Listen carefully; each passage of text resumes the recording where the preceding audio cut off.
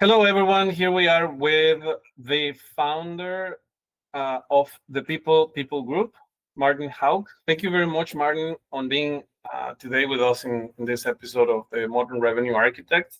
I'll give you the floor if you can let us know who you are, your story, a little bit of that, and then why did you, why the People Group? What's the purpose of that initiative?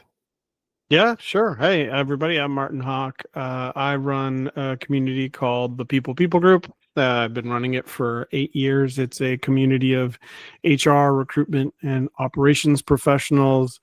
We have a massive platform that allows for day-to-day conversations, sharing of resources, in-person events, digital events, all sorts of things. And I've been running it for, eight years.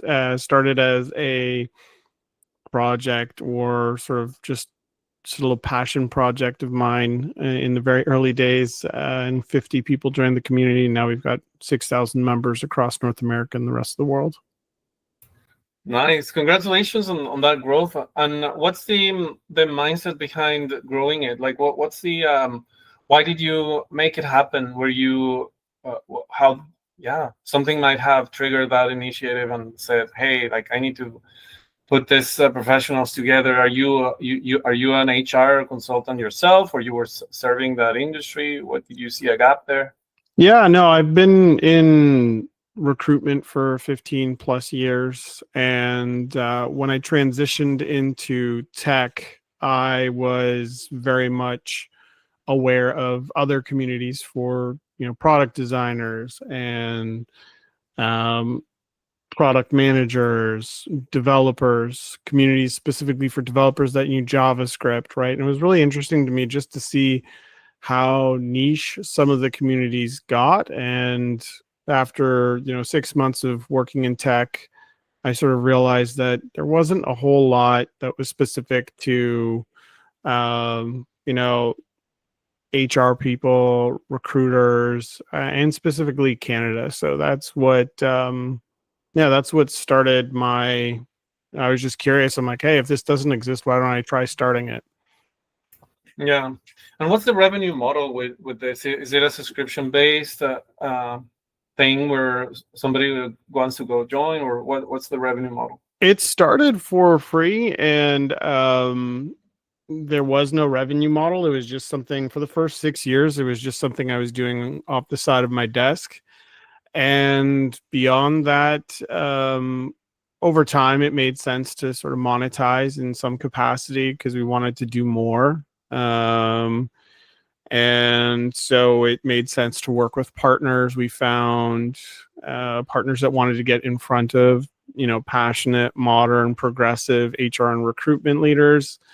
And so, HR tech companies, recruitment tech companies would get in touch and they would be reaching out. It's what was been really kind of like an unexpected blessing is that most of the community growth has just come from word of mouth. We've never really had to do any paid advertising or anything like that. And it's only in the last year that we've sort of like even looked at what that might look like, but we're still pretty comfortable with like our growth rates. And just I love the fact that it's still very much like it's just a thing that grows organically, and everything that we're building for all the members that already know who we are and investing in the community, as opposed to sort of like taking dollars that we're getting from partnerships and putting towards paid marketing to grow even more, when there's still a lot that we can be doing to service the existing community as it is, and really making it stickier and more resourceful and more impactful. And our mission ultimately is to economically empower as many people as possible. Yeah, that makes sense. And there I see that there's some mentorship involved. There's sponsors, events, and things like that. Where do you find that everything has changed in terms of AI with you guys? Like, have you seen anything like different from the past couple of years affecting your community or not? I mean, the ability to produce like the thing that makes the most for myself specifically, right? Like for all intents and purposes, I wear a founder hat, or I wear a growth marketer hat to a certain extent most days, despite my profession being, recruitment and understanding HR pretty intimately. The piece that stands out to me in terms of how AI has impacted us is really just using simple tools like Zapier and leveraging their AI tools. Like, it's not like I don't need to spin up my own LLM, because other companies will provide a very niche specific service that if we have a problem we need to solve, or if there's an opportunity that we feel like we could leverage AI for, there's going to be a tool out there that does it. I would say the biggest impact for us is sort of making content more accessible. I use Riverside for all my podcasts. We have a fractional marketing team that works with us, and they use AI to sort of take all the content that we create and repurpose it in ways that we weren't before, and that's been really helpful for just like getting the word out there. And it's in replacement of like paid search or like just organic content and organic social that we've created. We can just lever, like if I do a podcast, like I would post it myself and that's it. It would sort of just like live there. And now we've got an opportunity to like take that podcast, merge it with another podcast transcript, turn it into a blog post, or turn it into a series of posts that work well for Instagram. So that's, I would say, like the thing that I was struggling the most with prior to AI, that AI has lowered the bar for us in terms of accessibility. Yeah, that makes sense. And there's the repurposing basically of content, and using innovation of how two episodes work together and just do a post depending on the affinity of them, which makes sense. When it comes to that, and that's the question of the century, there's a lot of people saying like AI is going to replace people. Obviously, you are in that niche. You are super into it. What's your take on it? I'm super curious to know what's your take into like people being replaced with AI and things like that. Yeah, I mean, it's a mixture of optimism and concern. I think you've seen it in tech. People have seen it in tech. There's companies doing massive amounts of downsizing as a result of them.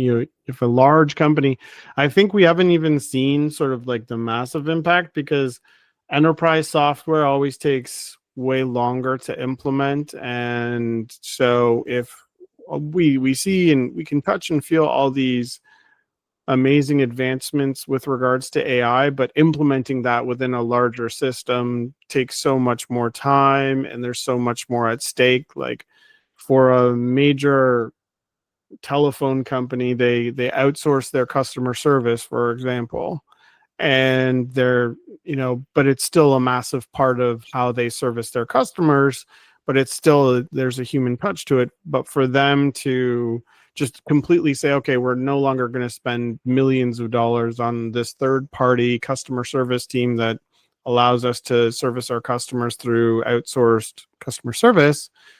If you flip that over to AI, and now AI is doing it on behalf, there's risks there of it. Like if it breaks, what happens, right? And so that's a big, scary question for those large enterprise organizations. And I think there's a lot smaller companies now that are just going to stay small. So like if, previously a startup raises a seed round and then they do a series A or whatever, there's probably less need for, like, because a lot of the funding rounds was specifically like, hey, you need to hire more people.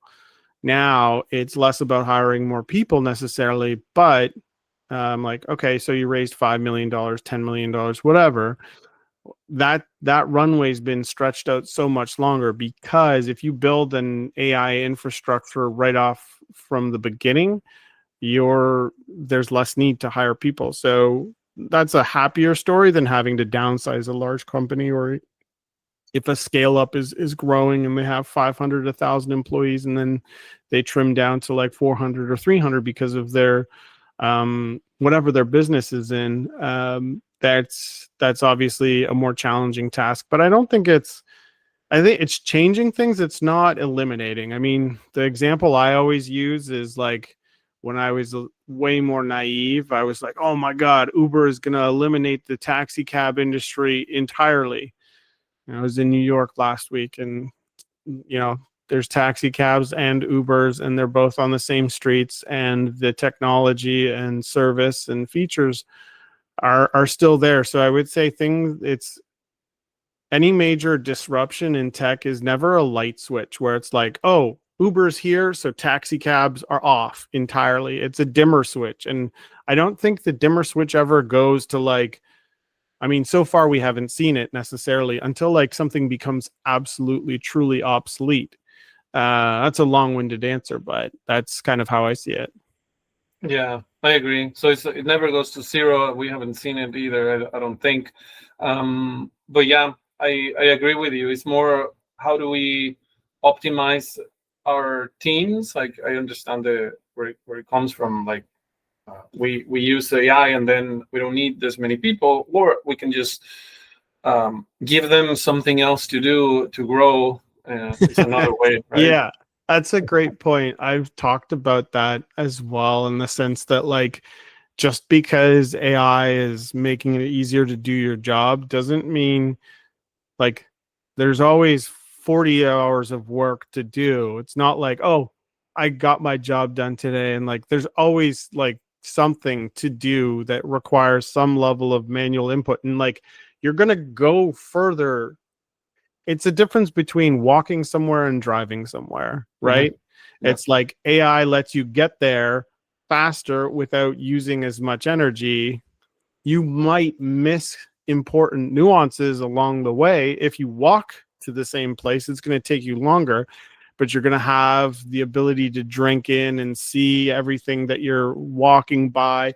You're going to have a better understanding of the landscape. So it speeds you ahead, right? Yeah. From like a contextual processing perspective, like you get to places so much faster. It can be incredible. You might miss a lot of nuances, and but either way, it's still there's still a destination to go towards, right? Mm-hmm. And I don't think in business there isn't any like end state, unless it's like a very specific weird lifestyle business where you're like, once I make $5 million, I'm done. Like there is no end state. You're just going to consistently try to build your business. So AI is just helping us get there faster, I think, with less. Yeah, and it's going to only getting better. The worst time AI is today, and tomorrow it's better, and we don't even know what's happening or what's coming up in the future. Yeah. Thank you very much, Martin. And I really appreciate you being here. I don't know if there's anything else you want to share in terms of mindset and things that you have done with people. Because one of the things that you have HR, but you also have people looking for jobs and opportunities in the community. I've seen, and there's testimonials of people like, oh, I'm so thankful for the community and things like that. So that must feel amazing. So what have you, like maybe a story or something that you can share of someone that you know that you changed their lives? That would be nice to share with our viewers. No, I mean, I feel really grateful that this is what I get to do on a daily basis. And there's a lot of people behind that for me to say that in the first place. And what's cool about community is that like it does actually have a meaningful impact. There was somebody that was talking about it yesterday online, and they're like, the most interesting thing about making a difference is oftentimes the people whose lives you've made the biggest difference, you'll never end up meeting or hearing from, which is kind of interesting. Kind of like thought like, yes, there's people that come up to me at events and say like, oh, this is such a great community. I'm super grateful for it. And that seems to be like, we're doing good work. Like the mission is meaningful and valuable. one of the stories that comes to mind is we did an event maybe a couple months ago, and the person just we at every event we basically just like before we dive into the topic or the speakers at the event, we'll just open up the mic for anyone in the audience to say like, hey, do you have any announcements? And one person in the audience who I didn't really know at the time, they're a member of the community, but they introduced themselves and they said they'd recently moved to Canada from the Middle East, and they joined the community while they were in the Middle East. And I did sort of an introductory like tour of the community and offered some support and advice on that call. And I do hundreds of those meetings every month, so it kind of just was a bit of a blur for me. I didn't recognize the person necessarily, but they were just like, no, that meeting was like really important for me. Within a couple of months, they ended up getting their first job in Canada, which sometimes takes people years, which is really cool to see. And then, you know, the place they were working at was like one of Canada's most prestigious museums, and they were like, I'm welcoming everybody at this event to like come visit the museum, and it's like it's on us kind of deal. So it was just really cool moment to see like that wasn't intentional. It wasn't on my to-do list to like make sure this person gets a job within 2 months, and it doesn't happen for everyone, but there's a lot of nice moments there where it's like they felt more confident to do what they were doing because because they were a part of a community as opposed to like looking for a job in isolation. Yeah, so that must feel great, and yeah, you guys are doing great things. Community, we are going to try and send you people your way, people your way. So let us know what's the best way for someone to reach you out. Like if they're listening, if they're watching this, like is it better for them to go to the website? Is it better? That's the best way. Yeah, okay. I mean, anybody's welcome to connect with me on LinkedIn. That never really bothers me. I'm surprisingly on top of that without the use of AI. But if you're a people person and you want to join a community, head over to the peoplegroup.com. There's a button at the top right corner that says apply or join, and you're welcome to apply to join the community. And if you're in the space and that's your profession, you'll get accepted within a couple days. Perfect. Thank you, Martin. That was a blast, and I'll see you around. Thank you very much. Awesome. Thank you. Appreciate it. Appreciate you. Anything